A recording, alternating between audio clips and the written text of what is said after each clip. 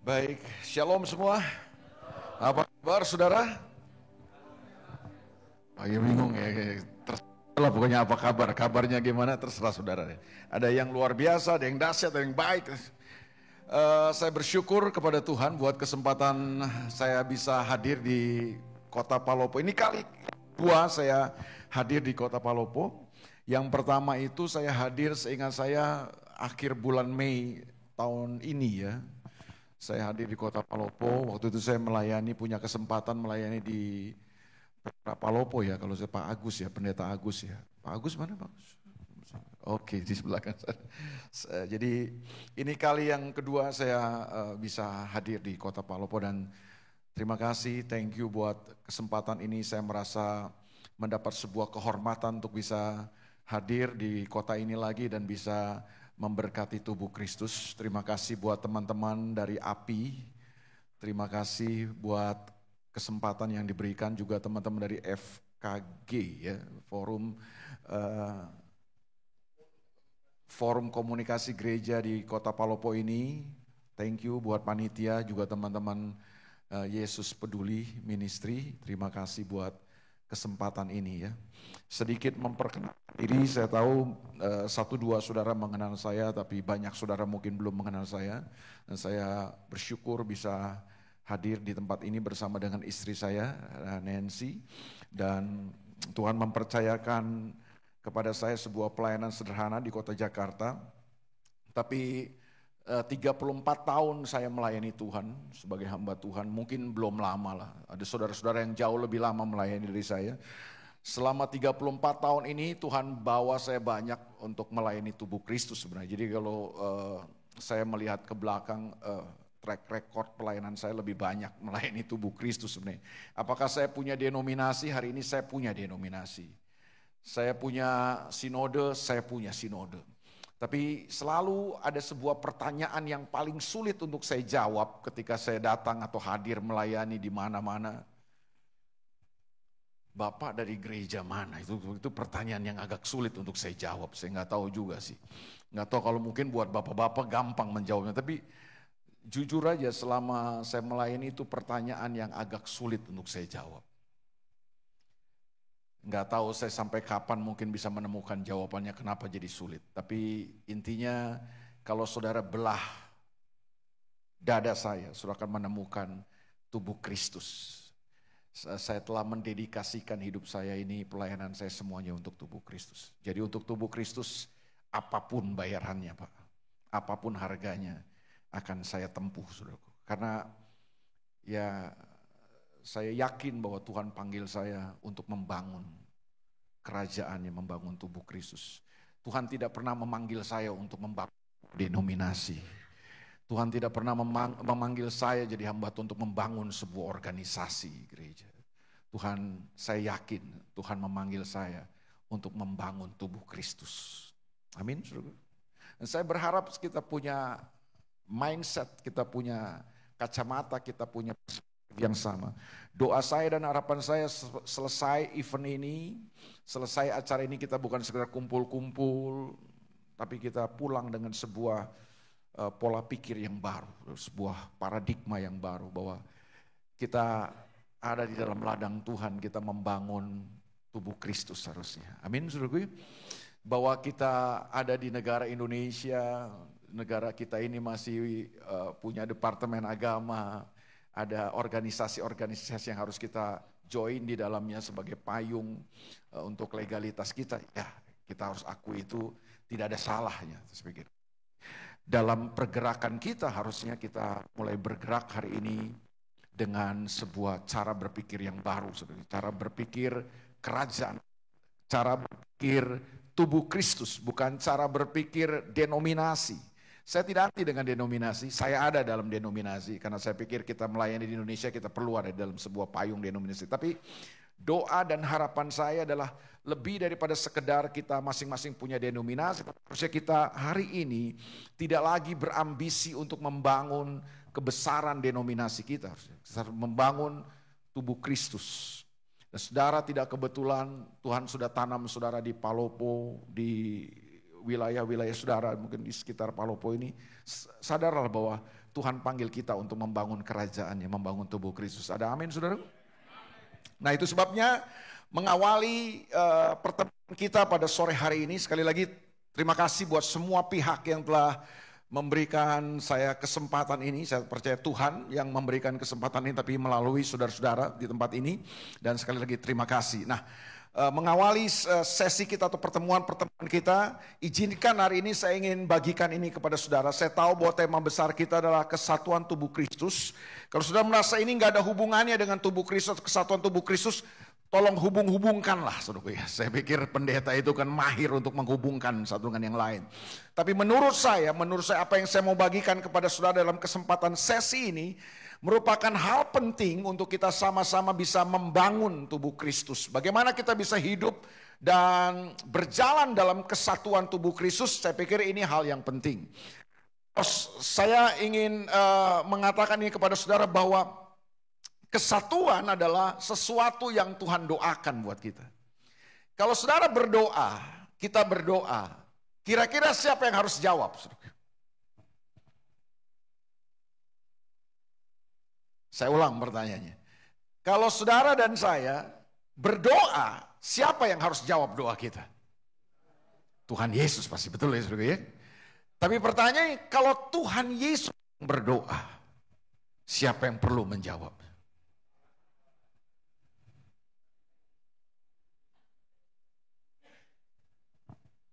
Ya udah, nanti saudara jawab masing-masing aja. Menurut saya, kita yang perlu menjawabnya. Artinya begini, kesatuan itu merupakan kerinduan hati Tuhan. Kesatuan tubuh Kristus itu merupakan doa yang Yesus naikkan. Betul gak saudara? Dan harusnya kita gerejanya harus menjawab doa Yesus. Amin saudara. Tadi saya bilang di belakang, tadi saya ngobrol sama Subak ya. Mike, apakah kurang bersahabat dengan saya kayaknya Mike ini ya?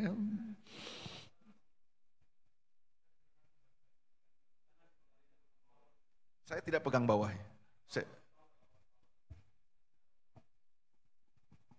Oh, jadi pegang apanya nih? Powernya ada di tengah soalnya. Signalnya di bawah.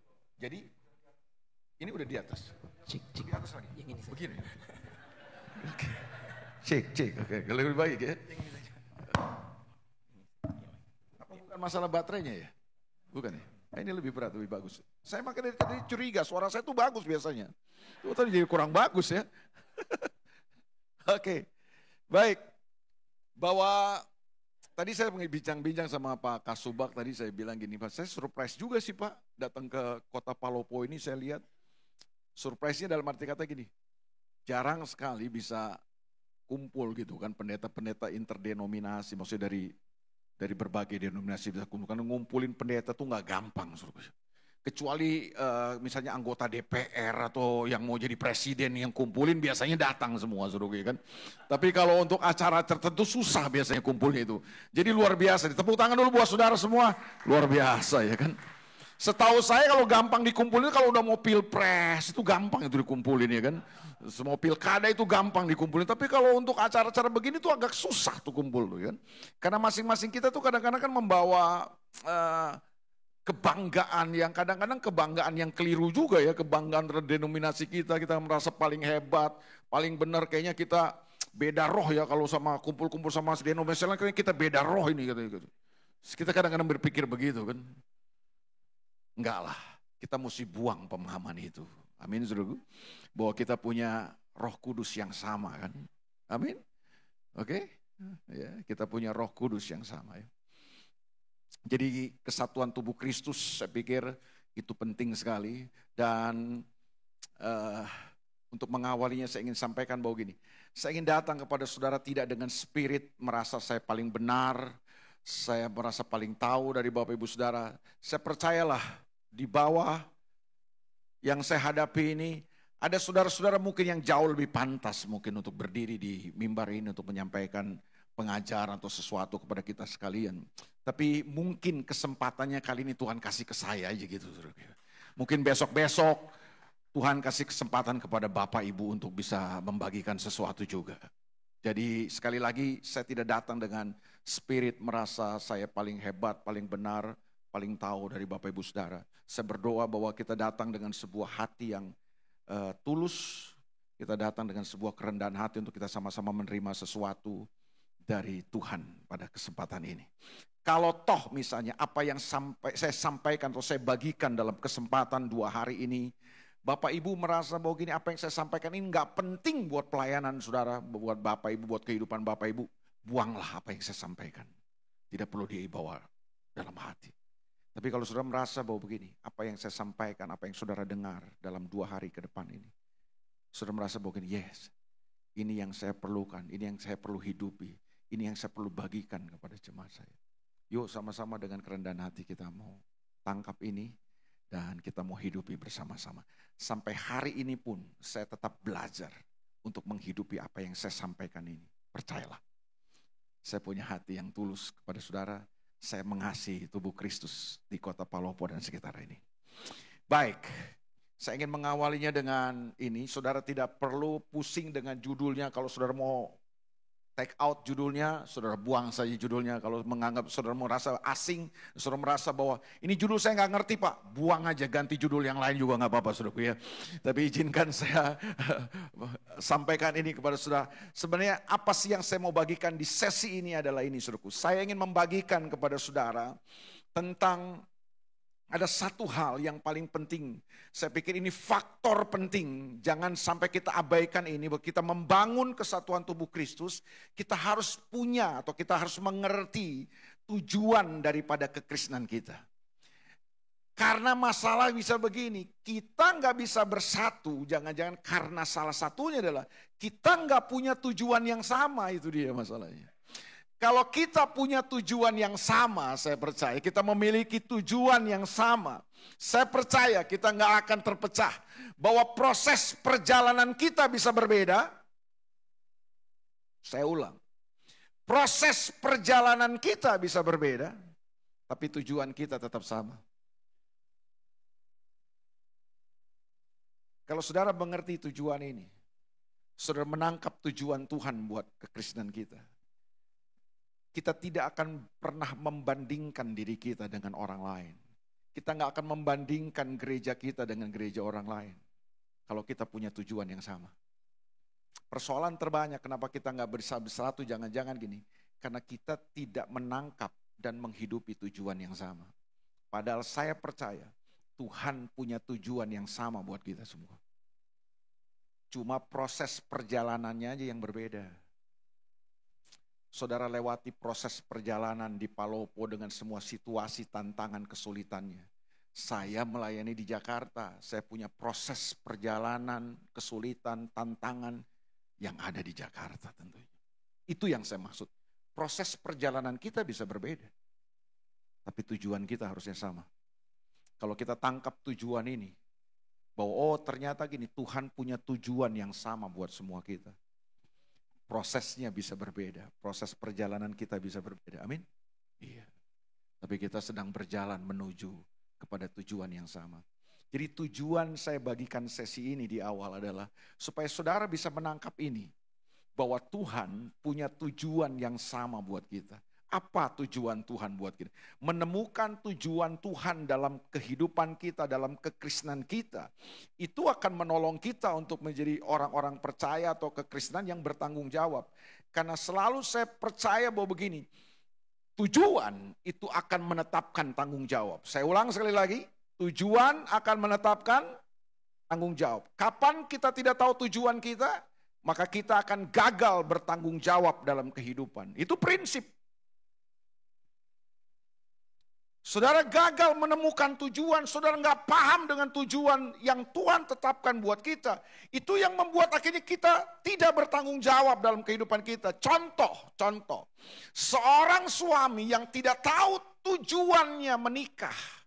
Tapi dia menikah jadi suami. Dia tidak tahu tujuannya jadi suami. Dia tidak tahu tujuannya dalam pernikahannya. Maka yang terjadi dia pasti akan jadi suami yang tidak bertanggung jawab dalam pernikahannya. Itu sebabnya kita menemukan ada banyak pernikahan yang hancur karena banyak suami yang tidak bertanggung jawab. Sama sebaliknya dengan istri. Ketika seorang istri masuk dalam pernikahan dan jadi istri, dia tidak pernah tahu tujuannya jadi istri atau tujuannya dalam pernikahan, maka dia akan jadi istri yang cenderung tidak bertanggung jawab. Dan itu yang membuat ada banyak pernikahan hancur. Tujuan itu menetapkan tanggung jawab. Yang setuju katakan amin. Yang gak setuju gak apa-apa, saya gak akan paksa saudara. Tapi selalu saya mengerti bahwa gini, tujuan itu penting karena tujuan akan menetapkan tanggung jawab. Kapan saudara tidak tahu tujuan, saudara akan jadi orang-orang yang mengalami kesulitan untuk bertanggung jawab dalam kehidupan. Temukanlah tujuan saudara. Kita akan jadi orang-orang yang bertanggung jawab dalam kehidupan. Amin. Menurut saudara, mikrofon ini diciptakan dengan tujuan. Ada tujuannya nggak mikrofon ini dibuat? Apa dia ada dengan sendirinya? Kan tidak. Apakah orang yang menciptakan mikrofon ini cuma sekedar menciptakan? Enggak. Dia membuat, dia menciptakan, dia merancang mikrofon ini sedemikian rupa. Bentuknya begini, ada bandul di atasnya, lalu ada gagang pegangannya. Dia bentuknya kayak begini kan bukan tanpa sebab kan? Dia buat begini, dia rancang modelnya kayak begini, itu ada maksudnya, ada tujuannya. Apa tujuannya saudara? Tujuannya apa mikrofon ini dibuat? Supaya bisa mengeraskan suara kan? Supaya suara saya bisa terdengar sampai saudara yang duduk di belakang pun bisa mendengar suara saya. Bayangkan kalau nggak ada mikrofon, apa yang terjadi?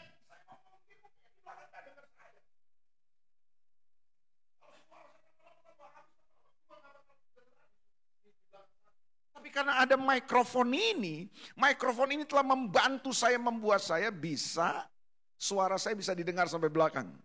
Di belakang bisa mendengar? Tuh kan? Jadi mikrofon ini diciptakan itu dengan tujuan, Pak. Nah pertanyaannya gini kan, kalau saya gagal memahami tujuan mikrofon ini, apa yang terjadi kira-kira? Kalau saya nggak tahu, saya nggak paham dengan tujuan mikrofon ini diciptakan, apa yang terjadi kira-kira Pak? Mikrofon ini jadi tidak bertanggung jawab kan?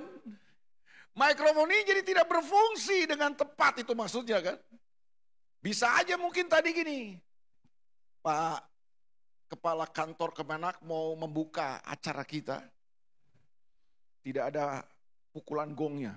Tadi panitia mungkin lupa taruh di mana, mungkin keslip di mana gitu kan.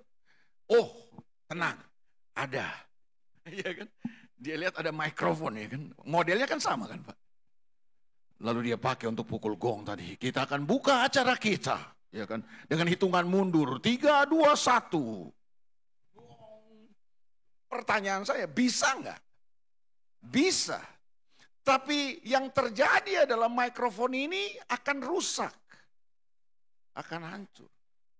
Karena mikrofon ini diciptakan bukan untuk pukul gong, Pak. Mikrofon ini diciptakan dengan sebuah tujuan, dan tujuan daripada mikrofon ini diciptakan sekaligus memutuskan tanggung jawab dan fungsi daripada mikrofon ini.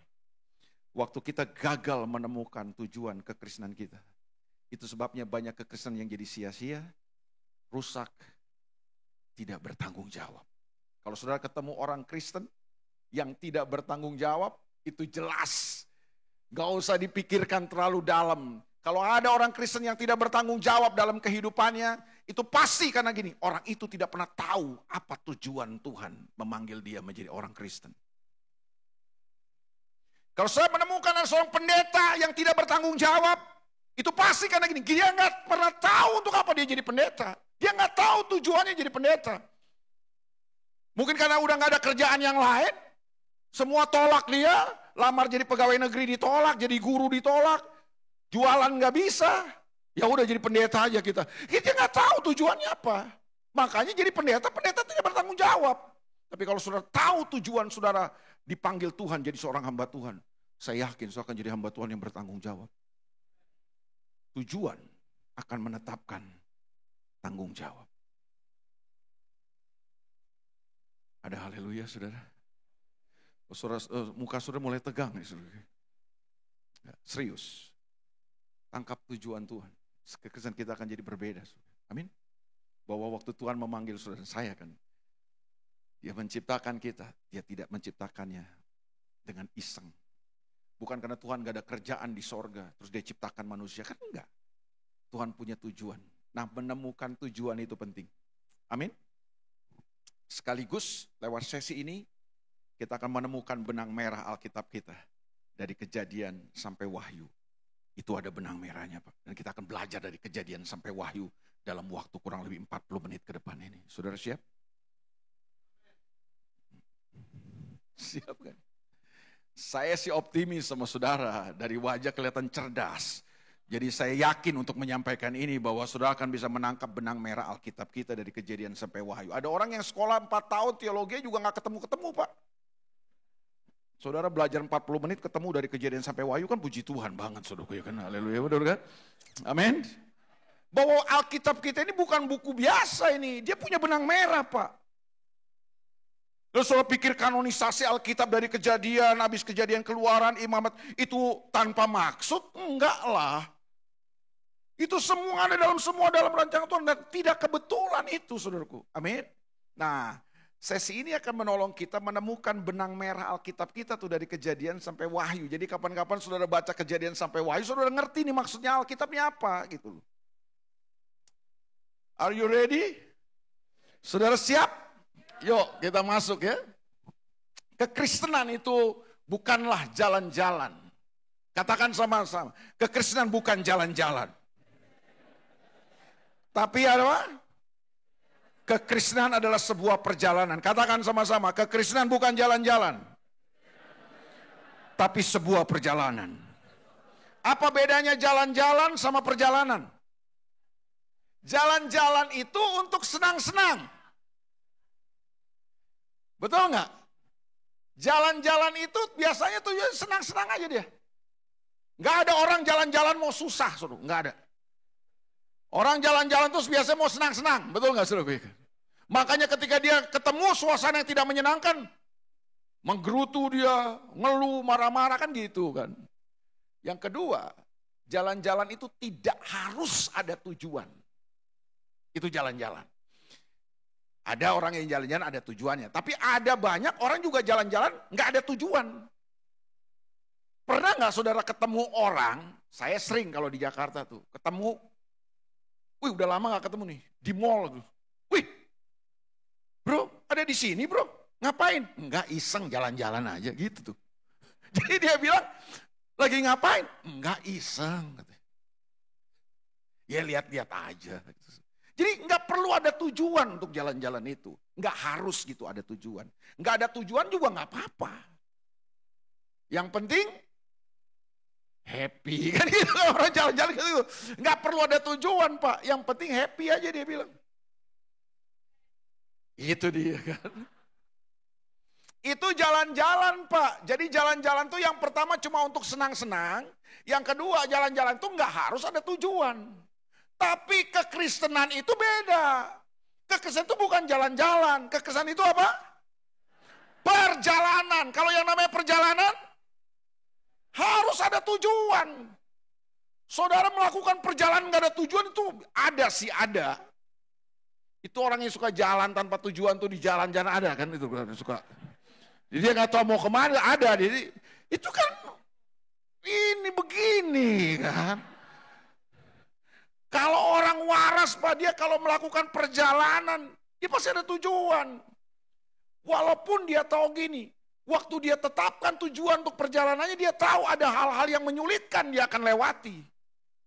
Waktu saya datang dari Jakarta ke Palopo kan saya udah bayangkan 10 jam dari kota Makassar naik mobil. Udah saya siapkan, nggak menyenangkan itu loh Pak.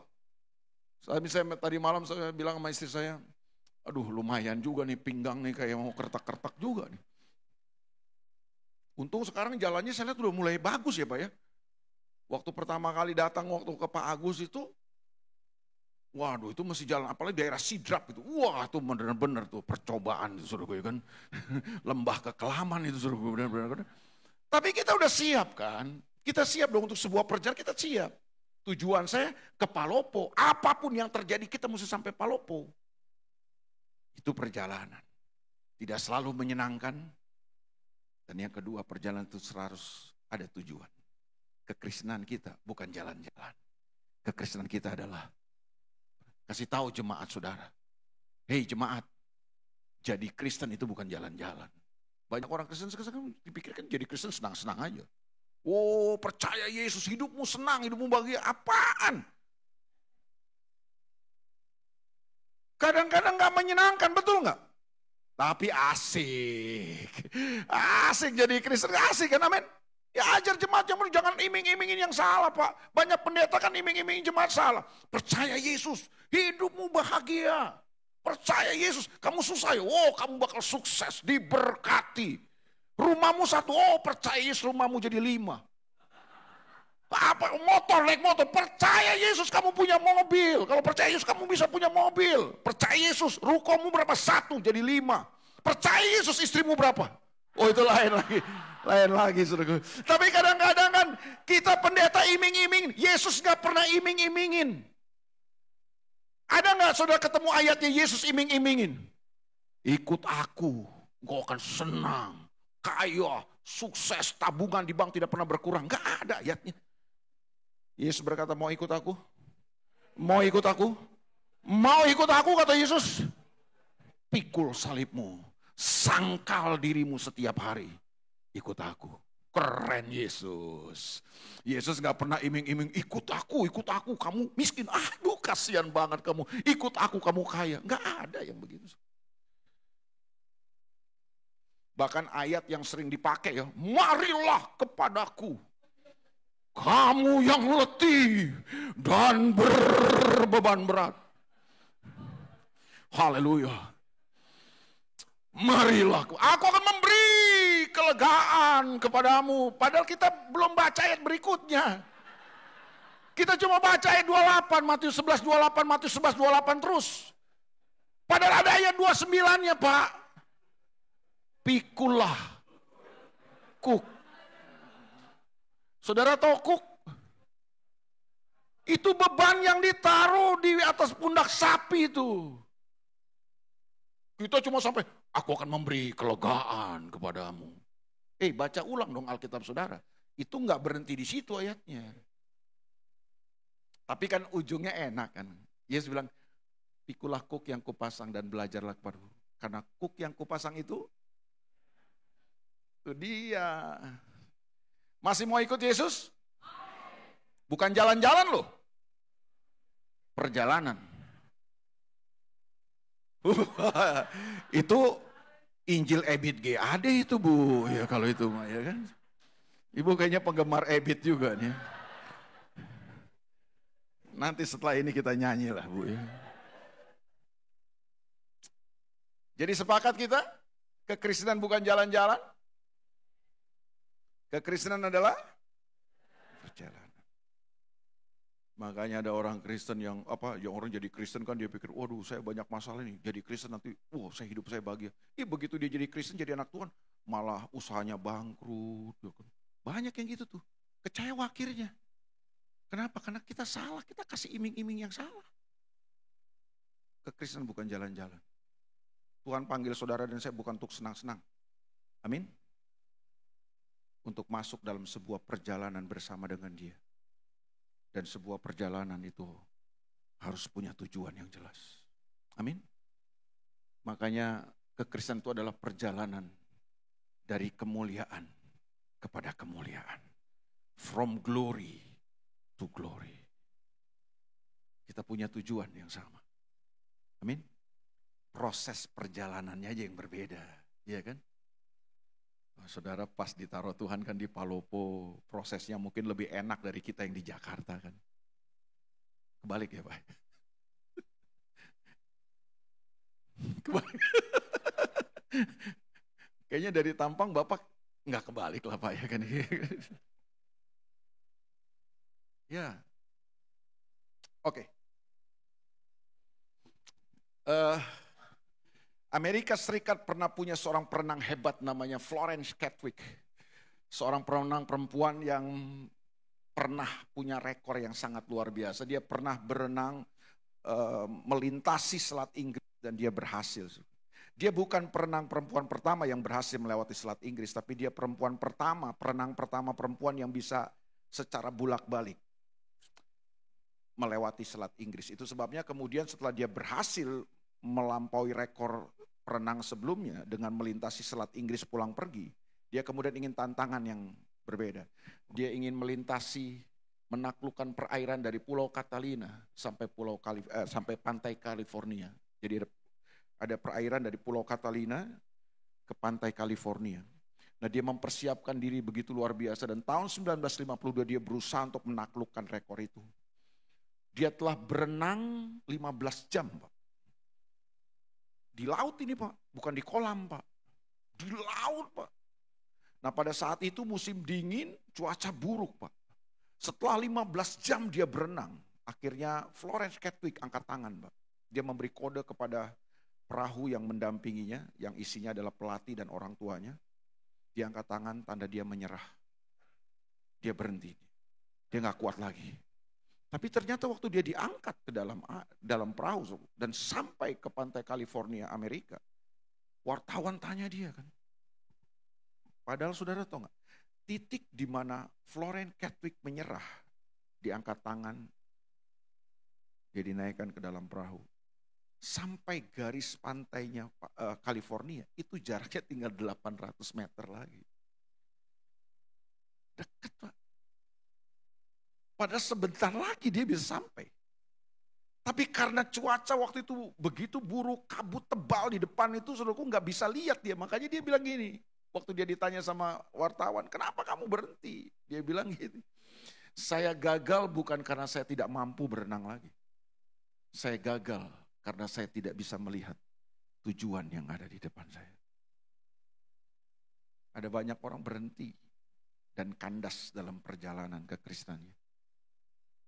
Ya karena gini, kita nggak tahu tujuan kita di depan apa. Kita nggak bisa lihat tujuan kita di depan. Jadi makanya gini, bisa menemukan dan melihat tujuan kita itu penting. Amin, saudara. Berikut. Oh ya. Ini ada seorang hamba Tuhan yang sangat dipakai Tuhan untuk memberi pengajaran tentang, khususnya pengajaran tentang kingdom, dan banyak bukunya yang sangat terkenal, saudara. Applying Kingdom, apalagi itu tentang potensi dan lain sebagainya. Maximizing Your Potential. Banyak sekali bukunya Dr. Myles Munroe ini, tapi dia sudah meninggal ya, beberapa waktu lalu, kecelakaan pesawat ya dia. Sayang dia dipanggil Tuhan cepat sekali ya. Ini seorang pengajar, dia bilang gini, tragedi terbesar dalam kehidupan bukanlah kematian. Tragedi terbesar dalam kehidupan adalah hidup yang gak tahu tujuan. Atau kehidupan tanpa tujuan. Sebagai kita cuma muter-muter, mungkin kita pelayanan, kita kelihatannya beraktivitas, tapi kita nggak tahu tujuan kita, makanya kita cuma putar-putar di situ aja. Dan itu sebabnya banyak kita stres. Dan akhirnya apa? Kita berhenti. Ada banyak orang seperti Florence Chadwick akhirnya angkat tangan menyerah. Ada banyak orang Kristen juga begitu dalam perjalanannya. Berhenti, kandas imannya. Kenapa? Karena nggak bisa lihat tujuannya. Jadi hari ini temukan tujuan saudara, karena tujuan itu penting. Ya.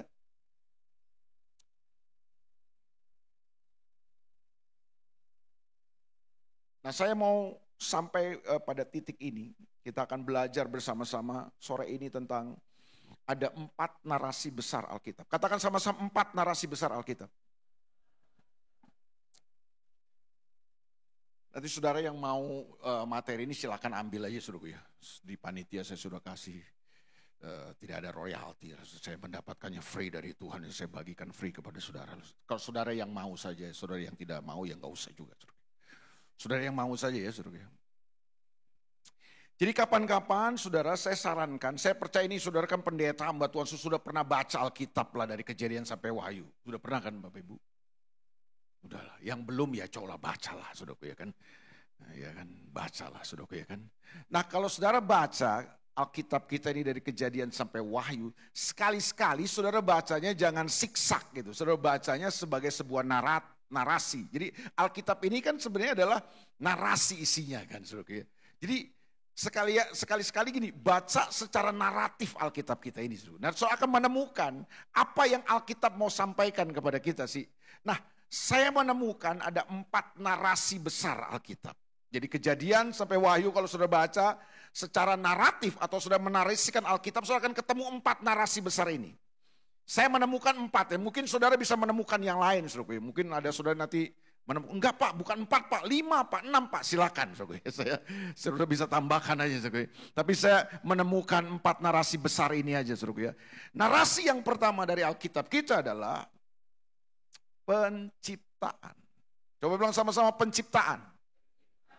Jadi apa yang Alkitab mau sampaikan kepada kita, apa yang Alkitab ingin narasikan kepada kita, yang pertama adalah Alkitab mau kasih tahu buat kita bahwa ada penciptaan.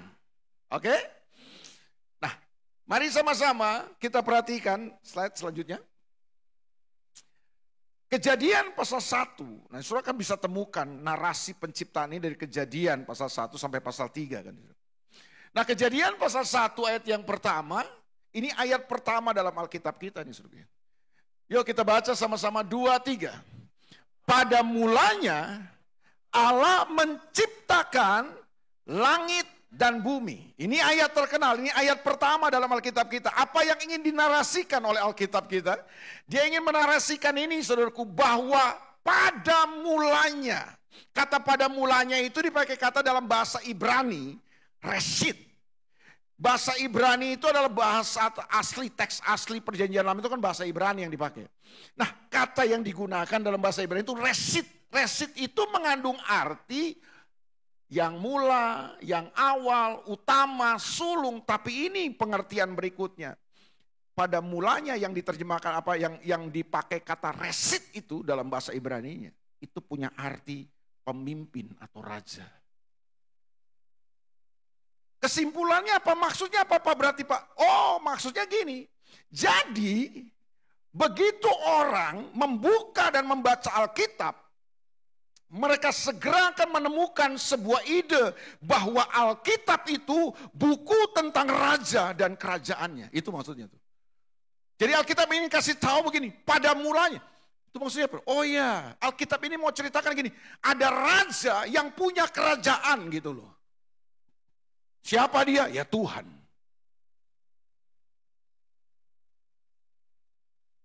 Jadi Reshit itu punya arti gini, pemimpin atau raja. Jadi buku ini, Alkitab ini tentang raja dan kerajaannya. Oke? Sampai di sini saudara bisa mengikuti? Masih bisa? Oke ya? Nanti saudara baca kemudian ayat 2, ayat 3, ayat 4 dari Kejadian pasal 1 ini sampai ayat yang ke-25 itu isinya tentang apa? Tuhan kemudian menciptakan segala sesuatunya. Betul gak saudara? Ayat yang ketiga dia menciptakan hari yang pertama, dia menciptakan apa? Tuhan menciptakan apa? Terang. Betul saudara? Lalu kemudian dia menciptakan apa lagi? Dia menciptakan benda-benda langit, dia menciptakan cakrawala, dia menciptakan darat dan lautan. Dia menciptakan burung-burung, dia menciptakan ikan, dia menciptakan pohon, dia menciptakan tanaman. Itu ayat 3 sampai ayat yang ke-25 tuh. Nah, ayat 26.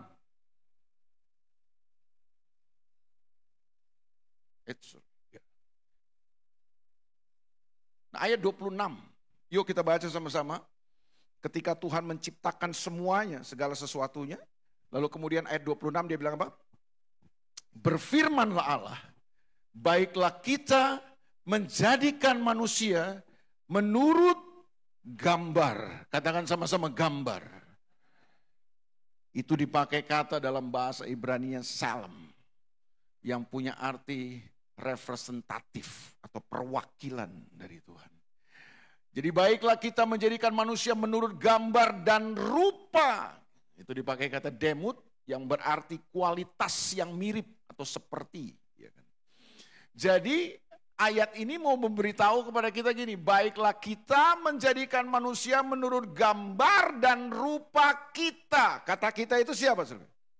Kata kita di sini siapa itu? Kita. Itu bukan kita orang Makassar. Saudara. Kalau kita orang Makassar itu kata ganti orang kedua tunggal. Itu saya pertama kali datang ke Makassar agak bingung memang suruh kan.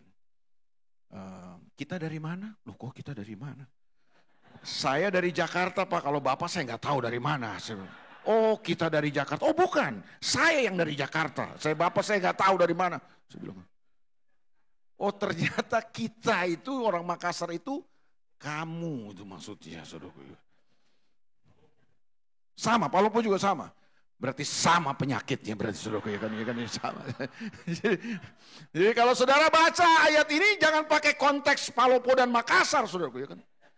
Baiklah kita menjadikan manusia menurut gambar dan rupa kita. Aduh kacau itu artinya saudaraku ya kan. Apalagi jangan pakai orang Manado. Kalau orang Manado tuh kita itu kata ganti orang pertama tunggal. Ini memang agak kacau dan terbalik dengan Makassar. Kalau orang Manado bilang kita itu saya itu artinya. Kita punya istri, ya ini dia. Gitu. Orang Manado bilang kita punya istri dia gitu kan.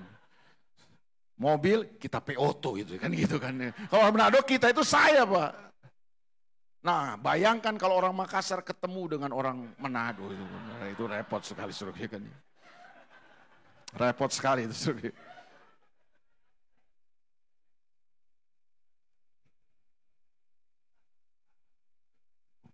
Nah kata kita di ayat 26 itu kata kita dalam bahasa Indonesia yang disempurnakan. Kata kita dalam bahasa Indonesia itu bukan kata ganti orang pertama tunggal, bukan kata ganti orang kedua tunggal.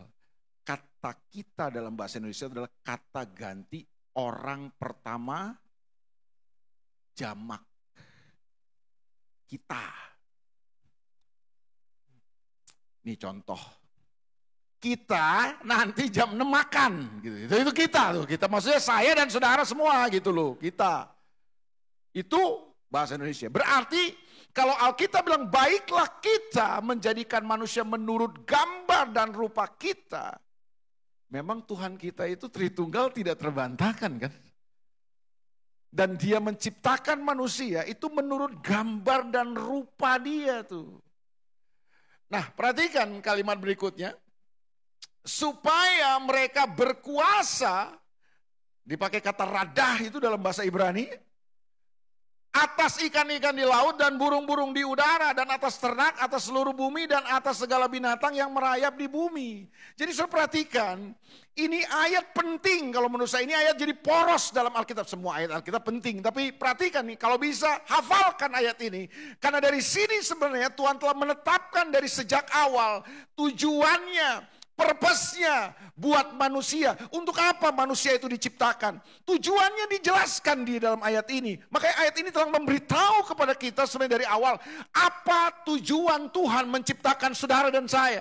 Menciptakan manusia. Dan sekaligus tujuan Tuhan menciptakan manusia adalah tujuan daripada kekristenan kita. Saya ingin tunjukkan sama saudara. Slide berikutnya. Ini dia. Bukan ya ini. Jadi dari sejak awal ternyata waktu Tuhan menciptakan manusia, dia telah memilih manusia. Katakan sama-sama, Tuhan telah memilih manusia. Jadi Tuhan tidak memilih pohon, Tuhan tidak memilih tumbuhan, apalagi monyet. Nggak mungkin lah Tuhan pilih monyet. Ilmu pengetahuan yang bilang kita ini kan evolusi daripada monyet. Kan kurang ajar ini pengetahuan kita ini kan. Iya kan? Saudara mau? Sudah terima? Enggak lah. Alkitab bilang kita ini bukan evolusi dari Pithecanthropus erectus itu. Yang lama-lama terus mengalami evolusi berkembang jadi kayak kita gini kan enggak lah. Alkitab dari sejak awal bilang bahwa gini, manusia diciptakan segambar dan serupa dengan Tuhan. Apa itu segambar dan serupa dengan Tuhan? Manusia diciptakan sebagai representatif Tuhan. Manusia diciptakan sebagai perwakilan Tuhan di bumi ini. Tuhan ada di mana? Di sorga. Di bumi siapa? Manusia. Itu artinya selem tuh. Selem itu artinya apa? Representatif Tuhan. Jadi manusia adalah perwakilan Tuhan di bumi ini. Tuhan ada di sorga. Di bumi siapa? Manusia. Nah, kata kedua kemudian, ini makanya ini penting saya pikir. Dari sejak semula Tuhan telah memilih dan menetapkan manusia sebagai representatif Tuhan di bumi ini. Dan melalui manusia Tuhan ingin agar pemerintahannya, kehendaknya bisa terlaksana di bumi. Masih ingat tadi Reshit tadi? Pada mulanya Allah menciptakan langit dan bumi. Pada mulanya apa? Reshit. Dia raja yang punya kerajaan. Nah, dia raja yang punya kerajaan itu ada di mana? Ada di sorga. Di bumi, dia ciptakan manusia. Dia taruh di bumi supaya apa? Supaya manusia menjadi perwakilannya. Saudara sadar nggak bahwa saudara ini perwakilan Tuhan di bumi? Amin. Wah, kalau saudara tahu ini Pak, kita nggak main-main Pak. Kita ini representatif Tuhan. Dan sebagai representatif Tuhan, Tuhan mau supaya kita apa? Kita melaksanakan kerajaannya, kita melaksanakan pemerintahannya, kita melaksanakan kehendaknya di bumi ini. Supaya apa yang ada di sorga bisa terjadi di, bagaimana caranya? Supaya apa yang ada di sorga bisa terjadi di bumi. Kan Tuhan ingin pindahkan apa yang ada di sorga bisa terjadi di bumi kan. Di sorga damai, sentosa, penuh sukacita. Nah, apa yang ada di sorga itu bisa terjadi di bumi gimana? Tuhan menciptakan manusia segambar dan serupa dengan dia. Yang pertama pengertiannya Tuhan menciptakan manusia sebagai perwakilan Tuhan di bumi ini. Kata demut, rupa, itu artinya apa?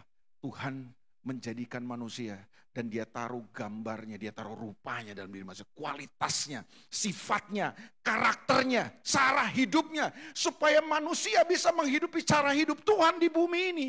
Sama seperti Tuhan bisa mengasihi tanpa syarat, manusia diciptakan dengan kemampuan untuk mengasihi tanpa syarat, Pak. Sama seperti Tuhan bisa berbagi murah hati, manusia diciptakan dengan kualitas itu. Sama seperti Tuhan apalagi? Baik, tidak mementingkan diri sendiri, tidak egois. Tuhan menciptakan manusia dengan kualitas itu. Maksudnya apa? Supaya manusia bisa menghidupi cara hidup Tuhan. Manusia bisa menghidupi sifat Tuhan. Manusia bisa menghidupi karakter Tuhan itu. Dan waktu manusia menghidupi cara hidup Tuhan, apa yang ada di sorga bisa terjadi di bumi ini. Amin. Itu tujuan Tuhan, Pak. Makanya, ya belum kesini dulu, slide sebelumnya. Ini dia.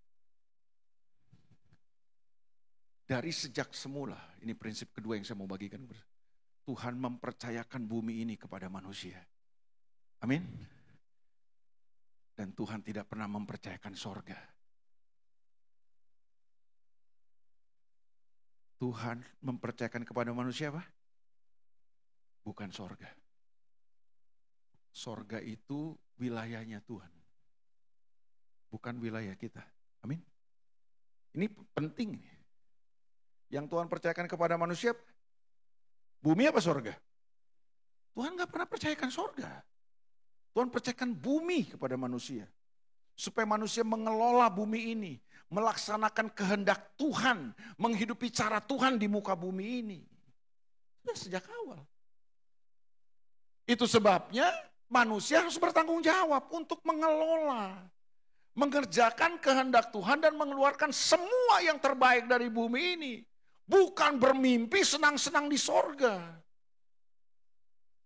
Teologi kita banyak kan ngajarinya begitu. Kita akan senang-senang nanti di sorga. Halo?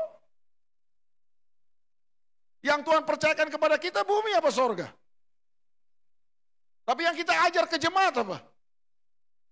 Kita nanti senang-senang di sorga kan. Selama-lamanya kita senang-senang. Karena konsep kita cuma senang-senang. Biar saya miskin di bumi. Asal kaya di sorga.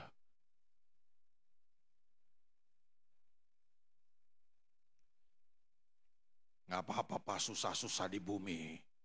Nanti kita senang-senang di sorga. Kita ajarin gitu. Coba saudara pikirkan dan pertimbangkan. Saya tidak memaksakan kehendak saya, tapi saudara coba pikirkan. Itu teologi yang benar nggak? Sehingga yang tadi lagi, masih slide berikutnya. slide sebelumnya. Nah ini. Sehingga yang terjadi gini, saya ketemu bukan di Palopo ya. Saya ketemu dengan banyak orang Kristen, ini termasuk di Jakarta banyak. Orang Kristen yang cuma punya mimpi masuk sorga, tapi hancur dalam kehidupan. Kristen sih. Nggak bertanggung jawab dalam rumah tangga, nggak bertanggung jawab dalam pekerjaan.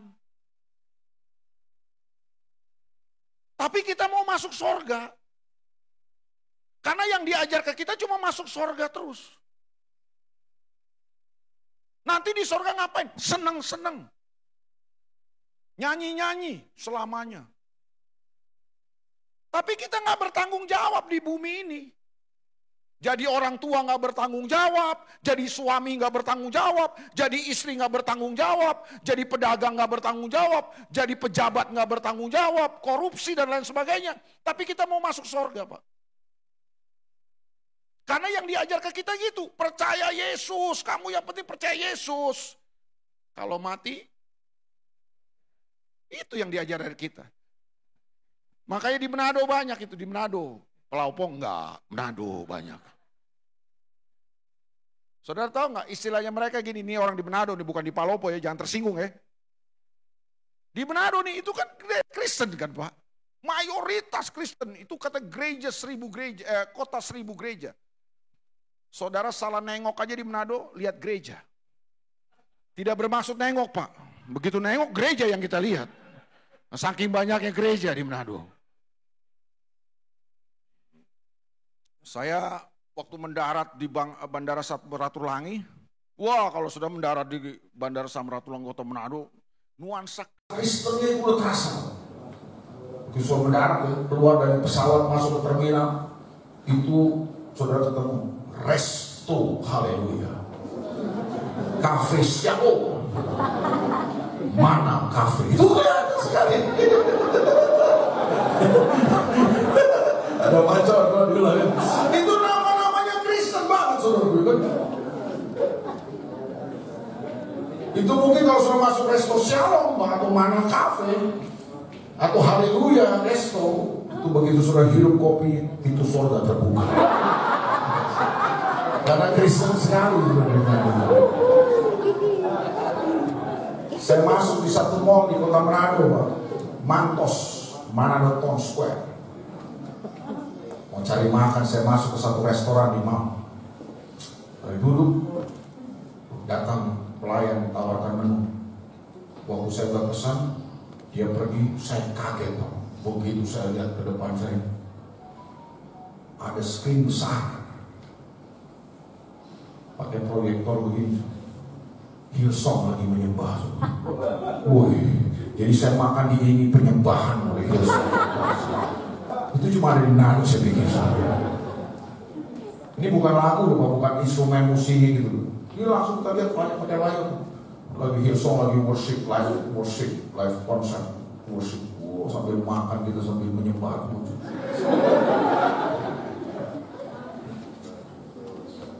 Saya tinggal ketua saya. Jam 4 pagi Pak, saya kaget. Jam 4 pagi, jam 4 pagi, udah khotbah pakai toa. Oh, dahsyat. Firman Tuhan udah khotbah di mana lagu-lagu rohani sudah jam 4 pagi Pak. Itu cuma ada di Manado itu. Iya. Terus jam 6 pagi Pak, pengumuman gereja, pakai toa gereja, pakai toa. Diberitahukan kepada seluruh jemaat Gemim Paulus, sebentar malam ada ibadah kolom, istilahnya mereka tuh kolom.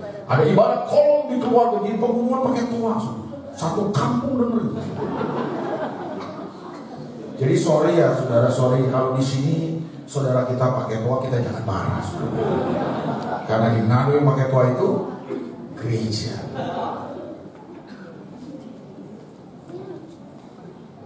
Aduh, saya kadang-kadang pusing kalau ke Manado. Ini daerah, saya pikir tidak ada di Indonesia ini daerah dengan nuansa Kristen paling hebat selain Manado. Kristen sekali sudah. Tapi Manado pernah tidak punya wali kota dan wakil wali kota, suka masuk penjara, korupsi semua.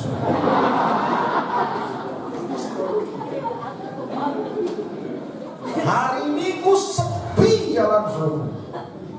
Masuk gereja semua orang pakai baju putih-putih semua. Tapi saudara tahu, Manado adalah salah satu kota di Indonesia dengan angka perceraian paling tinggi. Salah satu kota di Indonesia. Angka aborsinya nomor 3 di Indonesia. Ngeri kan? Kristen. Aduh, kalau di Manado itu sudah Minggu gereja, Senin sampai Sabtu orang. Dulu saya pikir Bagate itu apa? Bagate itu apa sih? Spanduk di mana-mana, break hijau Bagate, break hijau bersih. Bagate. Ternyata mabok gitu. Jadi Minggu orang masuk gereja, Senin sampai Sabtu mabok. Makanya ada istilah orang Manado kan gitu. Cocok. Ya betul orang Kristen, no? Kan itu orang masuk gereja. Mati masuk surga. Dia cuma di emper-emper. Dia cuma di surga emper-emper. Ya betul orang masuk surga, no? Dalam hati saya jengkel juga tuh karena dalam orang semua ini. Di surga pakai bahasa Jakarta nih. Lu yakin di surga ada emper-emper? Udah pernah ke sana kamu ada emper-empernya surga? Kalau nggak ada empernya neraka kamu. Iya kan? Nah ini saya bilang ini kan istilah karena pemahaman kan Pak. Kan pikir yang itu orang suruh pakai kalung salib hari Minggu masuk gereja, mati masuk surga. Siapa yang ajar itu? Mereka pikir ada emper-emper di surga. Kata dia cuma surga ke emper-emper dan orang di surga. Kamu yakin surga ada emper-emper? Kalau nggak ada empernya, yuk gimana yuk? Itu karena pemahaman dari pengajaran yang keliru. Kan kita diajaran cuma masuk surga. Inti pemberitaan kita soal keselamatan cuma masuk surga. Saya nggak bilang kita nggak akan ke surga. Tapi saya akan bilang tujuan Tuhan dari awal bukan mempercayakan kita surga. Tuhan mempercayakan apa? Maka kita diciptakan serupa dan segambar dengan Dia. Ada cara hidup Tuhan, sifat Tuhan yang Tuhan mau kita hidupi. Amin. Makanya tanpa keserupaan dengan Tuhan, manusia tidak akan bisa berkuasa dan memerintah. Amin. Ini narasi yang pertama dari Alkitab. Kesimpulannya apa? Next. Inilah dia tujuan sejati daripada manusia diciptakan. Apa tujuan kita diciptakan? Sekaligus menjadi tujuan daripada kekristenan kita. Apa? Dalam keserupaan dengan Tuhan, dengan Allah, manusia akan memerintah. Kenapa manusia diciptakan serupa dan segambar dengan Tuhan? Karena manusia akan memerintah bumi ini. Kenapa manusia memerintah bumi ini? Bagaimana manusia bisa memerintah bumi ini? Tuhan ciptakan kita serupa dan segambar dengan Dia. Jadi keserupaan dengan Tuhan itu merupakan tujuan kita, Pak. Bukan masuk surga tujuan kita. Tujuan kita adalah serupa dan segambar dengan Tuhan. Kan kita akan memerintah. Masuk surga itu akibat daripada kekristenan kita. Saya bisa membedakan ini tujuan dan akibat. Tujuannya ini karena Tuhan yang bilang, baiklah kita menjadikan manusia menurut gambar dan berupa kita, supaya mereka berkuasa, mereka memerintah, mereka ada. Memerintah itu apa? Mengelola, menjadikan lebih baik, membangun, to manage, to build, to apa? Mengelola, membangunnya, mengeluarkan semua yang terbaik dari bumi. Itu tujuan Tuhan dari awal menciptakan manusia. Terus, ini narasi yang kedua dari Alkitab kita. Tadi narasi yang pertama masih ingat apa? Ada penciptaan. Narasi yang kedua, ada kejatuhan. Alkitab mau kasih tahu buat kita, manusia yang diciptakan serupa dan segambar dengan Tuhan ini kemudian apa? Jatuh. Katakan sama-sama jatuh. Jatuh kemana manusia? Jatuh dalam dosa. Katakan sama-sama jatuh dalam dosa. Udah gak kuat, gak kenceng, gak kompak. 2, 3. Jatuh dari mana? Jatuh dalam dosa, jatuh ke dalam dosa. Tapi jatuhnya dari mana? Jatuhnya bukan dari sorga dong. Manusia jatuh dalam dosa betul. Tapi jatuh dalam dosa itu artinya bukan manusia jatuh dari sorga. Manusia jatuh ke dalam dosa, jadi budak dosa. Tapi jatuhnya bukan dari sorga. Manusia jatuh dari mana?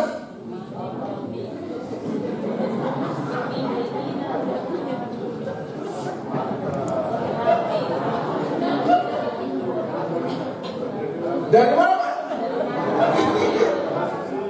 Yang jatuh dari sorga itu siapa? Itu dia, Bu. Manusia gak pernah jatuh dari sorga. Manusia jatuh dari mana? Manusia jatuh dari keserupaan dengan Tuhan. Manusia jatuh dari kemuliaan. Kata kemuliaan itu kan artinya kualitas, Pak. Bahasa Ibrani menggunakan kata kabok, bahasa Yunani bagian perjanjian baru menggunakan dosa. Sama artinya. Makanya Roma 3:23 berkata sebab semua orang telah berbuat dosa, telah kehilangan. Oh, bukan surga ya? Manusia kehilangan. Bukan kali surga kali saudara. Waktu manusia jatuh dalam dosa, manusia kehilangan kemuliaan. Kualitas Tuhan hilang dari hidup manusia. Rupa dan gambar Tuhan hilang. Nih, yang tadinya manusia menghidupi sifat Tuhan, yang tadinya manusia menghidupi cara hidup Tuhan, waktu manusia jatuh dalam dosa, manusia tidak lagi menghidupi kualitas Tuhan. Daripada mengasihi, manusia kemudian lebih mudah apa? Membenci sesama.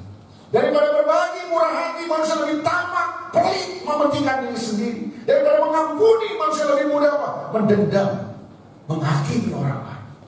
Itu manusia dalam dosa. Hidupnya jadi tidak berkualitas. Sifat dan karakter Tuhan hilang. Jadi jatuh dalam dosa artinya apa? Bukan jatuh dari surga. Jatuh dari gambar dan rupa Tuhan, jatuh dari kemuliaan Tuhan.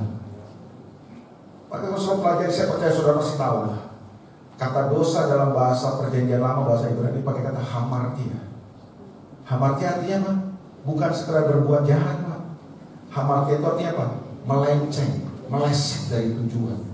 Jadi jatuh dalam dosa itu harus kita pahami apa? Kita keluar dari tujuan Tuhan semula. Kita keluar dari rancangan Tuhan, kita meleset, kita hidupi tujuan yang lain. Kita bukan menghidupi tujuan dan rancangan Tuhan, kehendak kita hidupi tujuan iblis. Itu sebabnya di dalam dosa manusia tidak ada harapan. Dalam dosa manusia binasa, hancur, sia-sia hidupnya. Sekaya apapun manusia, sesukses apapun manusia, hidup manusia dalam dosa itu hancur, binasa, sia-sia. Itu yang Alkitab mau katakan buat kita. Itu narasi yang kedua dari Alkitab. Narasi yang ketiga dari Alkitab kita.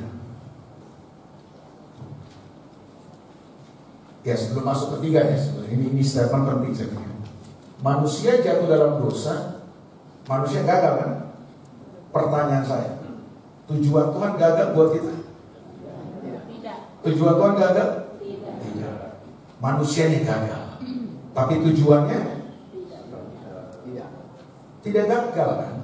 Belum gagal. Tuhan gak ganti tujuannya. Manusianya gagal menghidupi tujuan Tuhan, tapi Tuhan gak pernah ganti tujuannya. Apa yang Tuhan lakukan ketika manusia gagal? Manusia jatuh dalam dosa, apa yang Tuhan lakukan? Dia bukan mengganti tujuannya, tapi Tuhan apa? Apa yang Tuhan lakukan? Ini narasi yang ketiganya nih. Tuhan menebus manusia. Katakan sama-sama, Tuhan menebus manusia. Makanya narasi yang ketiga ada penebusan. Yang pertama tadi ada apa? Penciptaan. Lalu narasi yang kedua, kejatuhan. Yang ketiga, penebusan. Ada penebusan. Dan penebusan ini harus kita pahami sebagai ini, bukan upaya Tuhan untuk sekedar membawa manusia bisa masuk surga. Nah, pengajaran kita terbanyak karena kita seringkali kan dijajah dengan teologi barat kan. Karena kita selalu berkata yang dari barat itu benar, selalu benar. Padahal kadang-kadang kan ya kita perlu kritisi juga kadang-kadang teologi dari barat ini kan. Dan ini telah bertahun-tahun, berabad-abad telah mendominasi cara berpikir kekesan kita di Indonesia. Kita selalu berpikir bahwa gini, yang namanya penebusan itu adalah upaya Tuhan menyelamatkan kita dari dosa supaya kita bisa masuk surga. Enggak dong. Penebusan gak dangkal seperti itu. Penebusan harusnya kita pahami sebagai upaya Tuhan untuk mengembalikan manusia yang telah keluar dari tujuan semula Tuhan kembali, Pak, kepada tujuan Tuhan yang semula. Itu penebusan.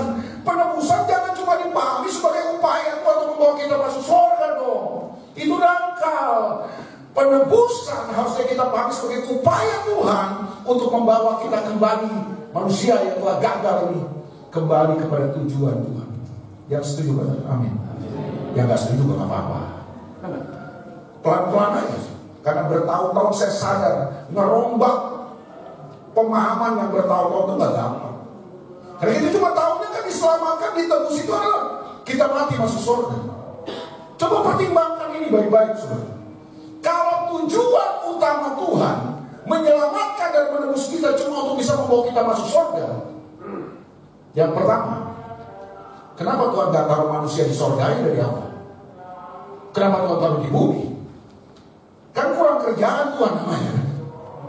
Kalau tujuannya adalah supaya manusia bisa hidup di surga selama-lamanya, kenapa Tuhan ciptain manusia dan taruh di bumi? Kan main-main dong Tuhan berarti kan.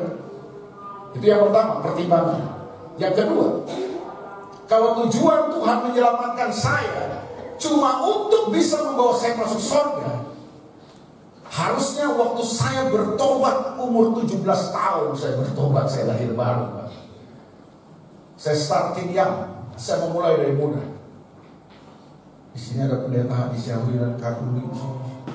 Dulu itu pembina-pembina kita, Pak. Saya bertobat umur 17 tahun. Saya terima Yesus sebagai Tuhan. Saya dari kecil Kristen, tapi saya betul-betul lahir baru umur 17 tahun. Harusnya waktu saya bertobat itu, Pak, saya terima Yesus, saya diselamatkan kan? Diselamatkan kan? Harusnya Tuhan langsung berangkatin saya ke surga dong. Ngapain saya hidup lagi di bumi? Kalau tujuan Tuhan menyelamatkan kita hanya untuk masuk surga. Pernah sudah begini? Buat apa kita ada lagi? Harusnya sejak kita bertobat dulu langsung berangkat kan selesai. Pernah berpikir ini? Kenapa kita masih ada? Oh, berarti ada tujuan yang lain yang lebih daripada sekedar untuk kita bisa masuk surga. Saya percaya kalau kita mati hari ini kita bersama dengan Tuhan di surga. Saya percaya, Pak. Bukan saya nggak percaya ada surga. Saya percaya hari ini saya dipanggil Tuhan nih. Innalillahi ini saya masuk surga, saya bersama dengan Tuhan. Tapi tujuan Tuhan menyelamatkan saya kan bukan supaya bisa masuk surga kan? Bisa ditangkap ini? Saya bantu saudara. Enggak apa-apa, saya sabar menghadapi saudara. Saya tahu gak gampang untuk memahami ini kan. Pelan-pelan aja. Saudara makan? Makan? Makan. Siang makan nasi? Makan nasi. Sekarang saya tanya, tujuan saudara makan apa?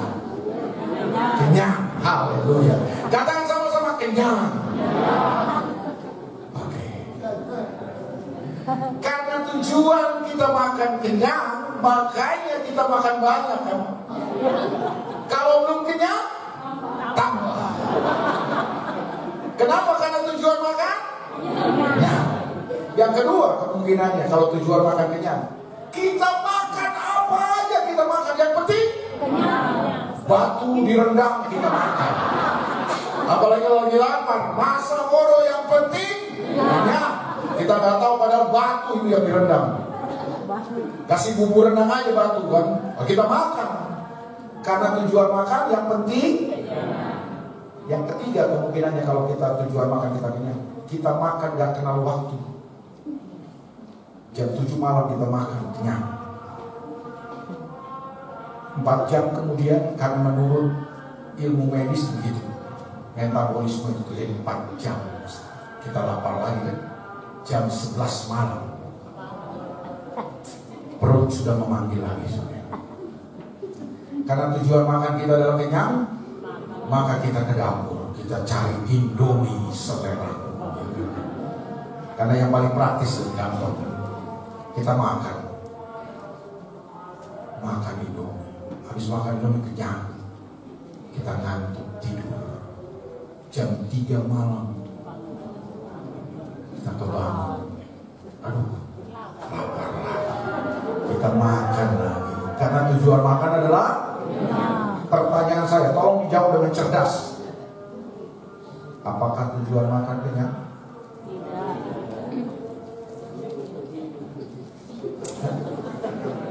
Apa tujuan kita makan? Supaya kita hidup, kan? Bukan kenyang.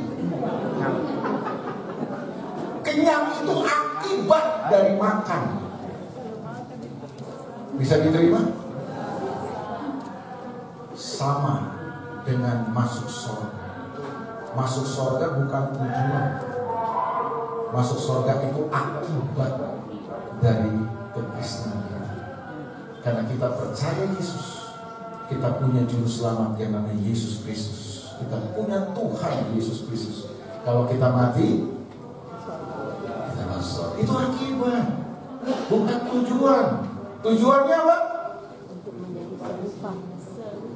Tujuannya adalah kembali kepada tujuan tadi itu, menjadi serupa dan segambar dengan. Slide berikutnya, bos. Sebab kamu tahu bahwa kamu telah ditebus dari cara hidup yang sia-sia yang kamu warisi dengan moyangmu itu, bukan dengan barang yang fana, bukan dengan perak atau emas, melainkan dengan darah yang mahal, yaitu darah Kristus. Sama seperti darah domba yang tak pernah berjalan. Perhatikan ayat ini baik-baik. Sebab kamu tahu bahwa kamu telah ditebus dari apa? Tuhan tebus kita itu dari cara hidup. Itu yang saya bilang tadi, waktu manusia jatuh dalam dosa, cara hidup kita jadi nggak benar, cara hidup kita jadi nggak berkualitas. Kita bukan menghidupi kualitas Tuhan, sifat Tuhan lagi. Kita menghidupi cara hidup dosa. Itu sebabnya Yesus menebus kita lewat karya salibnya. Supaya apa? Supaya kita bisa menghidupi lagi cara hidup yang berkualitas, cara hidup Tuhan, Pak. Itu tujuannya. Bukan sekedar masuk surga. Sekali orang naruh udah cuma diemper-emper.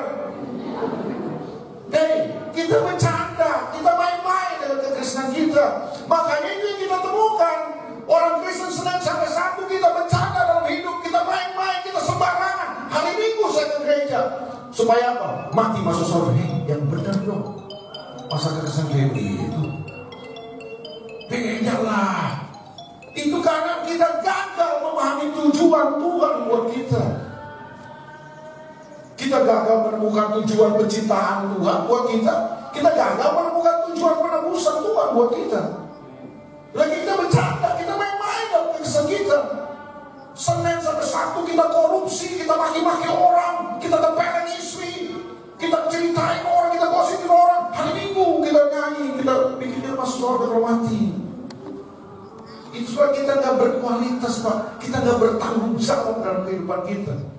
Kerja malas, gak mau kerja.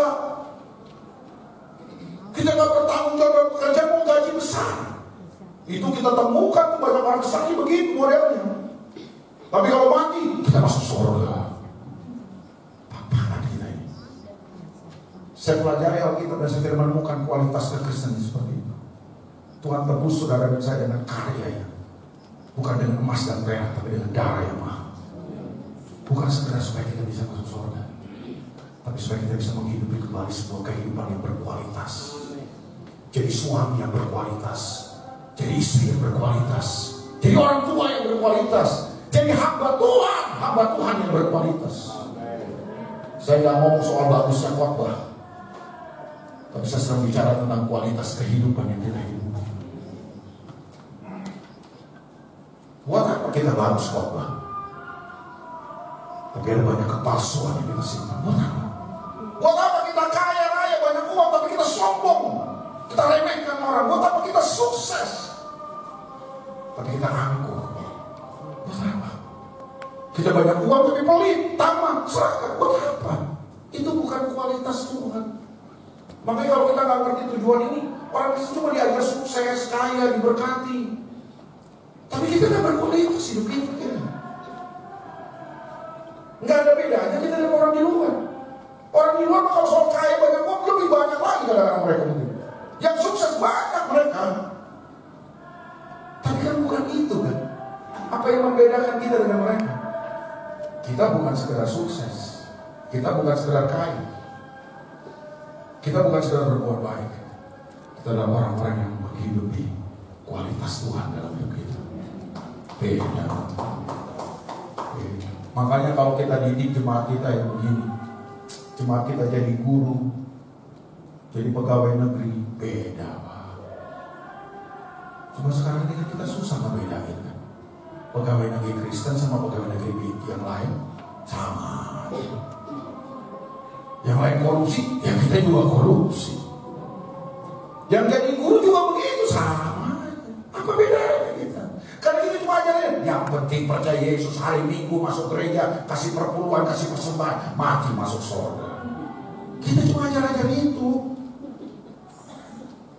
Karena doktrin kita tentang keselamatan dan penebusan cuma mati masuk surga. Enggak lah. Apa tujuannya Tuhan menebus kita?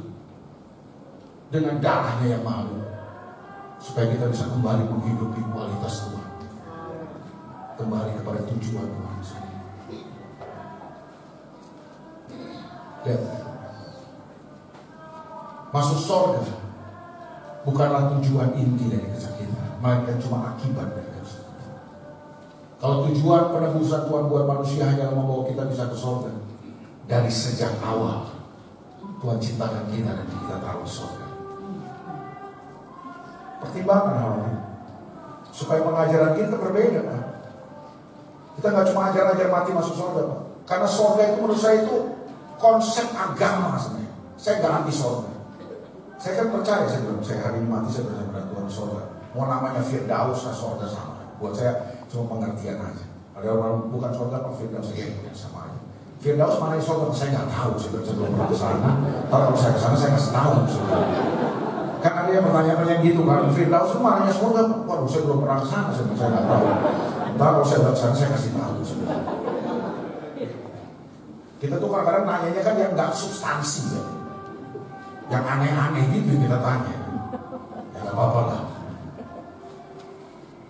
Jadi itu yang saya bukan anti surga, tapi tolong pertimbangan. Saya tidak memaksakan kehendak saya. Kalau saudara mau khotbahnya masih ngajar jemaat yang model-model begitu juga, ya silakan juga. Kan saya tidak maksa gitu, saya cuma berbagi bahwa tujuan inti daripada penebusan Yesus Kristus buat kita bukan sekadar kita bisa masuk surga, tapi tujuannya adalah supaya kita bisa kembali kepada tujuan Tuhan yang semula, bisa menghidupi kualitas Tuhan, sifat Tuhan. Saudara jadi pedagang kah, saudara jadi bisnismen kah, saudara jadi rumah tangga kah, saudara jadi apa aja, kita jadi apa aja yang menghidupi kehendak Tuhan dalam kehidupan kita. Berikut Roma 8 ayat 28. Ini ayat yang sudah hafal. Tapi sayangnya itu yang saya bilang, kita baca Roma 8 28 ini cuma sampai di ayat 28. Padahal ada ayat 29-nya. Yuk kita baca dulu ya 28-nya. Kita tahu sekarang bahwa Allah turut bekerja dalam segala sesuatu untuk mendatangkan. Jadi Allah bekerja dalam segala sesuatu untuk mendatangkan kebaikan. Tuhan itu bekerja Pak dalam segala sesuatu apa? Semua baik yang menyenangkan maupun yang menyakitkan dalam kehidupan kita. Dia Tuhan yang bekerja. Dia bekerja untuk apa? Dia bekerja untuk mendatangkan kebaikan. Kebaikannya buat siapa? Buat kita Pak. Kita siapa? Kita adalah orang yang mengasihi Dia. Siapa kita?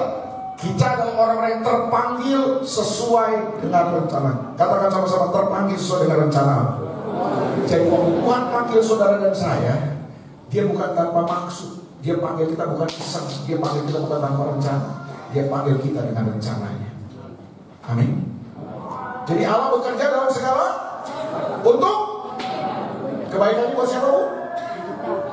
Buat ibu kan? Tapi sorry Bu, saya maafkan saya mau jujur sama saudara. Kebaikannya buat kita, tapi kebaikannya bukan versi kita. Ulang. Wajah saudara gak terbatang, memang saya ulang. Kebaikannya buat siapa? Buat kita. Tapi kebaikannya bukan versi kita. Karena kalau kebaikan versi kita udah ketebak sih dari wajah. Muda senang, dapat suami ganteng. Kaya raya, sayang istri, setia, punya anak-anak manis, rumah tangga harmonis. Tabungan di bank tidak pernah berkurang. Setahun sekali kita jalan-jalan ke luar negeri. Tua bahagia, mati masuk surga. Itu kebaikan versi saudara. Ketebak. Sudah ketebak. Tapi sore itu saya betul kebaikannya buat kita, tapi kebaikannya bukan versi kita. Kebaikannya versi siapa kalau begitu, Pak? Versi Tuhan. Kebaikan versi Tuhan itu apa? Bukan saudara sakit sembuh, nggak selalu. Bukan saudara miskin jadi kaya. Itu belum tentu versi Tuhan, itu versi kita. Kalau versi Tuhan nih, kebaikan versi Tuhan nih, kebaikan menurut kacamata Tuhan itu adalah apa, Pak? Waktu saudara dan saya hidup sesuai rencananya. Itu kebaikan buat Tuhan. Buat apa saudara sukses tapi sombong? Itu bukan rencana Tuhan. Saudara kaya, pelit, tamak, bukan rencana Tuhan. Amin. Saudara berhasil, punya jabatan tinggi, punya kedudukan yang mantap, tapi sombong, angkuh, remehin orang, gak menghormati orang. Itu bukan kualitas Tuhan, Pak. Itu bukan kebaikan Tuhan. Itu bukan rencana Tuhan buat kita. Kebaikan buat Tuhan adalah ketika kita hidup kembali kepada rencananya. Apa rencana Tuhan? Ayat 29 beritahu kepada kita. Ayat 29 tadi. Sebab semua orang yang dipilihnya dari semula, mereka juga ditentukannya dari semula. Untuk apa?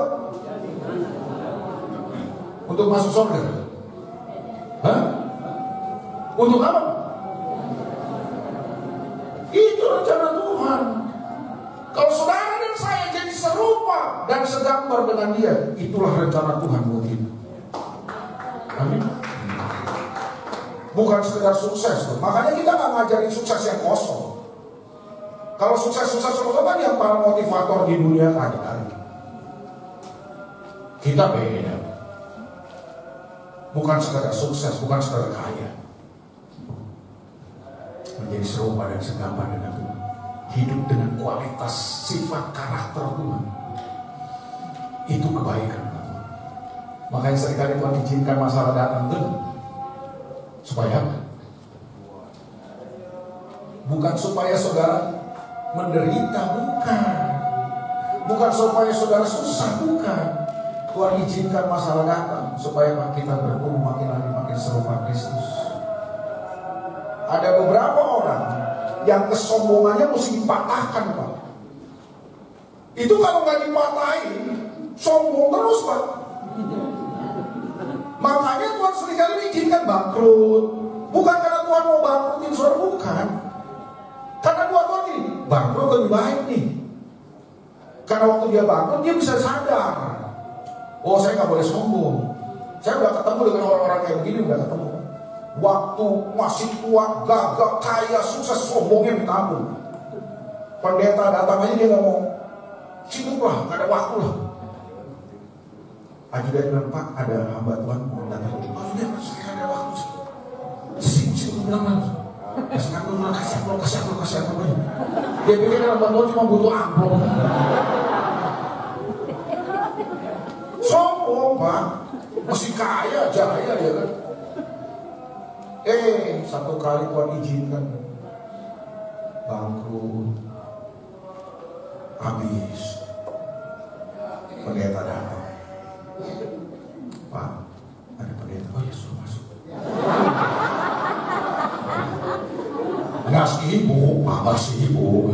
Ada waktu terus. Pak pendeta, doain saya.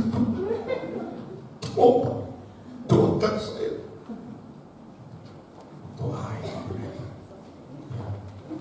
Oh, tadinya mau si kaya mah sombong gitu. Tapi begitu nanti selang udah masuk di ruang ICU, udah semua diselang. Pak, percaya Yesus ya. Ada yang Tuhan. Gitu. Waktu masih kuat, masih hebat, mana mau begitu. Senang kan maksud saya? Menurut kita gak baik kan? Bangkrut masa baik sih? Sakit masa baik sih? Tapi enggak, buat Tuhan itu baik. Kenapa? Karena Tuhan sedang mengerjakan. Dia sedang mematahkan dan menghancurkan semua keangkuhan semua. Makanya tolong baik ayat ini jangan salah lagi. Jangan dipisah 28 29, jangan dipisah itu. Itu satu kesatuan.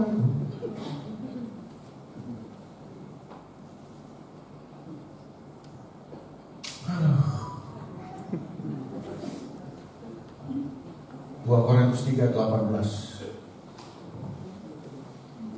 Dan kita semua mencerminkan kemuliaan Tuhan dengan muka yang tidak berseluruh. Dan karena kemuliaan itu datangnya dari Tuhan yang adalah Roh, maka kita diubah. Apa? Kita diubah apa? Menjadi serupa dalam gambarnya.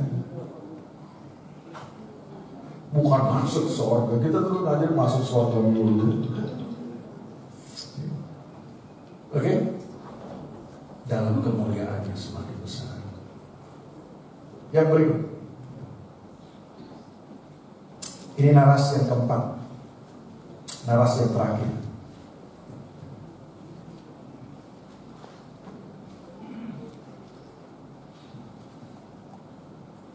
Narasi yang keempat adalah kemuliaan. Jadi Tuhan akan bawa kita sampai kepada kemuliaan. Oke.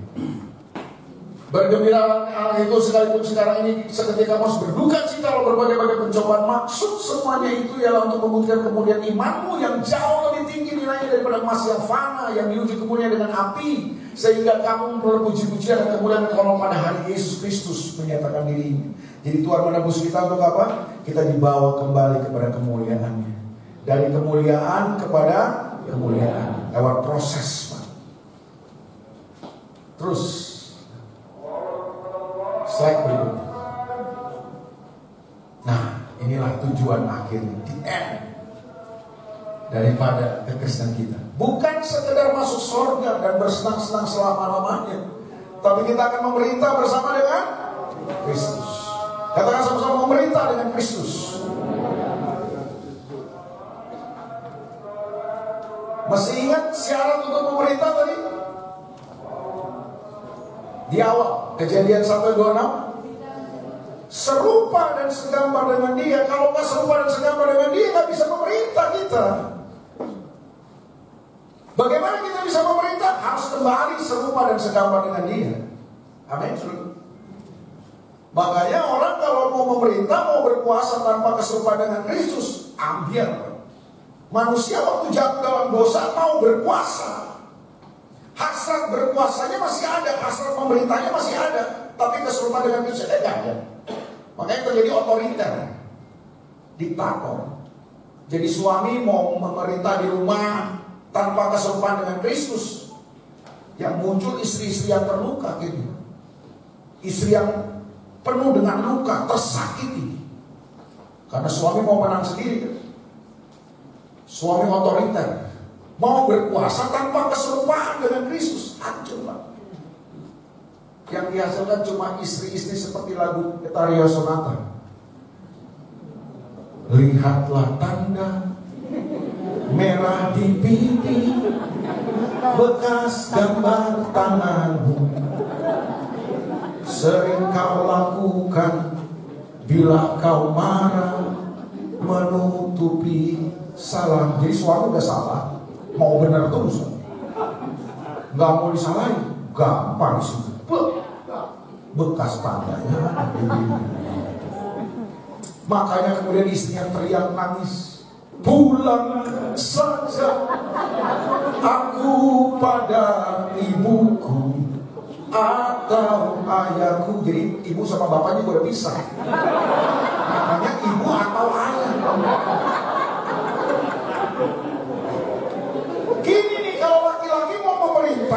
berkuasa tanpa keserupan dengan Kristus.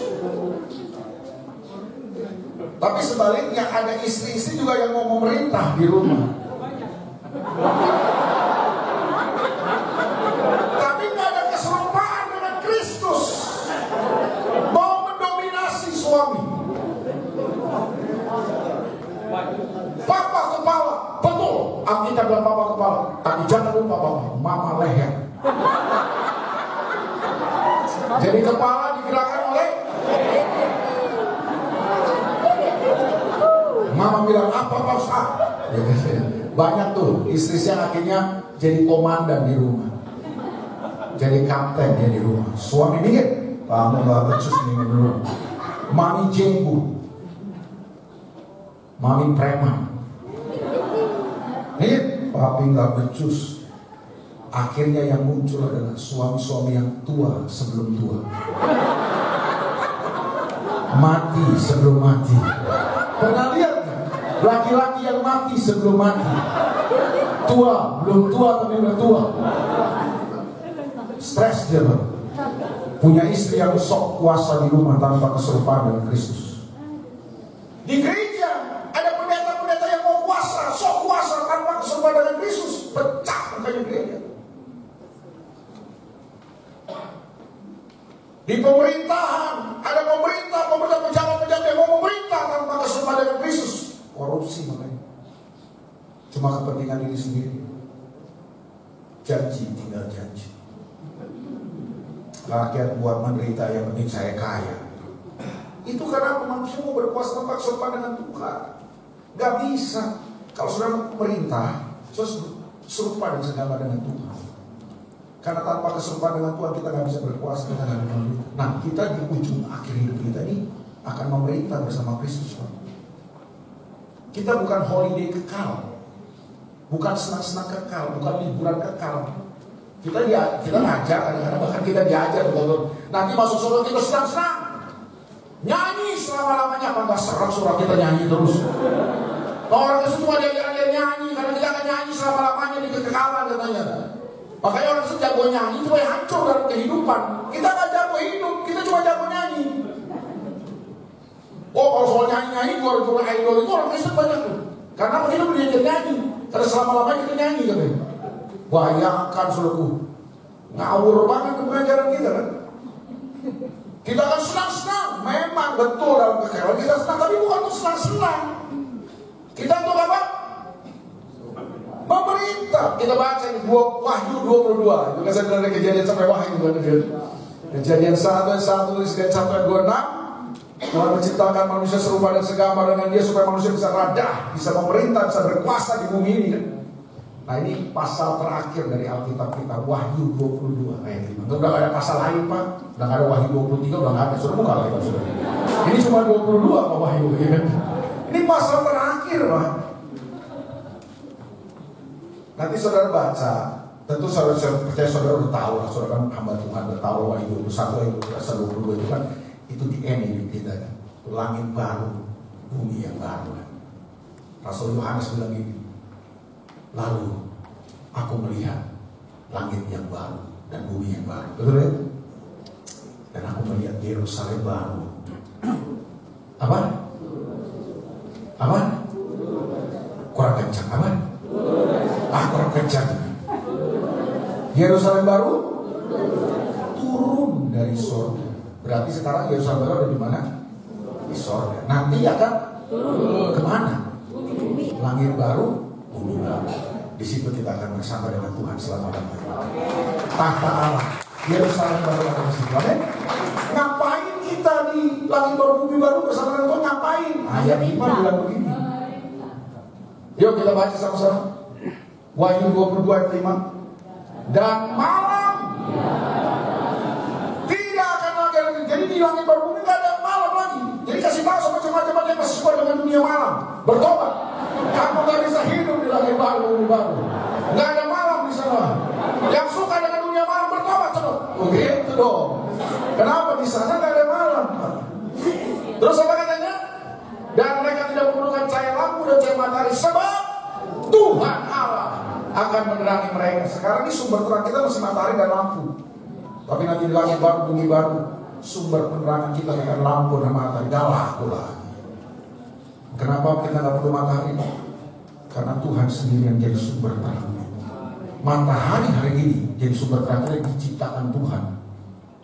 Nanti di langit baru, bumi baru, Tuhan sendiri, bayangin aja. Matahari yang ciptain Tuhan aja udah sepanas itu, seterang itu. Apalagi Tuhan ya.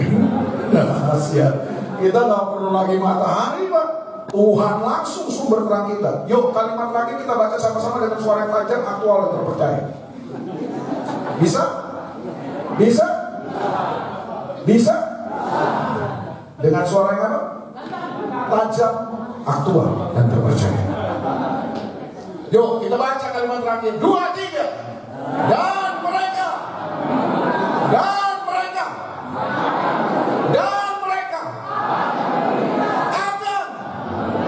akan nyanyi liburan kekal. Kita akan ngapain?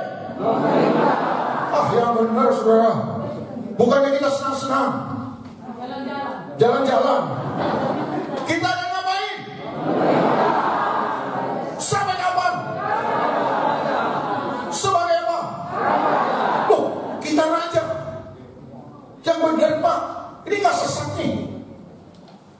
Enggak, kalau kita bilangnya begitu. Kita raja. Loh, Tuhan siapa, Pak? Tuhan raja di atas segala raja. Kita kings, dia king of all kings. Keren Tuhan. Kita raja. Kalau kita ngajar, kita anak raja. Itu lagu kurang pewahyuan itu.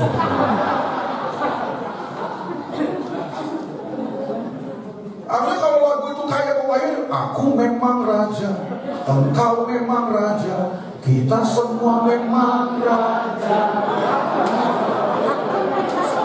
Kalau raja tugasnya apa? Masa raja jalan-jalan seneng-seneng? Raja itu tugasnya, tanggung jawabnya pemerintah. Masa raja tugasnya nyanyi? Wah, raja apa yang suka nyanyi? Ada yang hobinya nyanyi tapi tugasnya bukan nyanyi, Pak raja.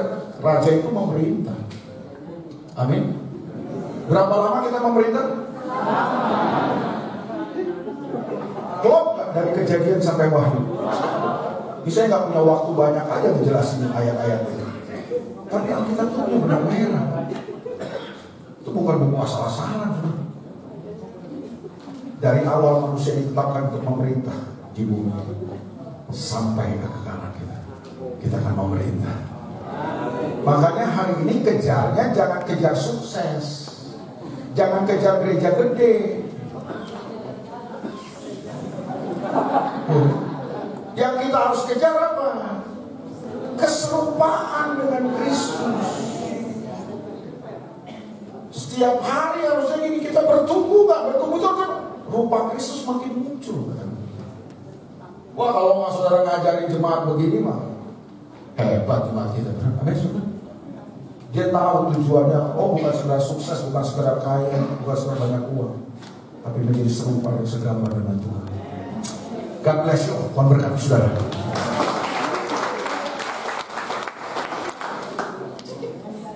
Saya rasa nanti pertanyaannya di sesi berikutnya aja, saudara. Kita mau makan dulu kan? Ya, kecuali saudara sudah tidak mau makan lagi ya, sudah membuat keputusan untuk puasa malam ini ya lain. Tapi kalau ini kita makan malam dulu ya kan.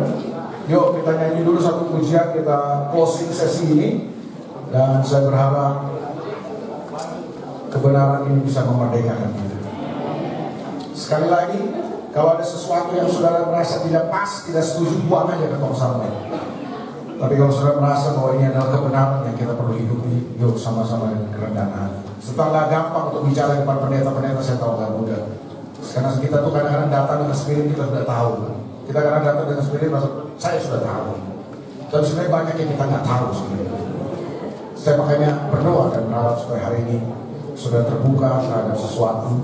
Sekali lagi, pertimbangkan, pendamkan saja ini. Saudara renungkan lagi, baca ulang Alkitab saudara, Kan kita punya Alkitab yang sama. Dan biar Tuhan wahyukan lebih jelas. Yuk kita pakai berdiri sama-sama. Seperti wanita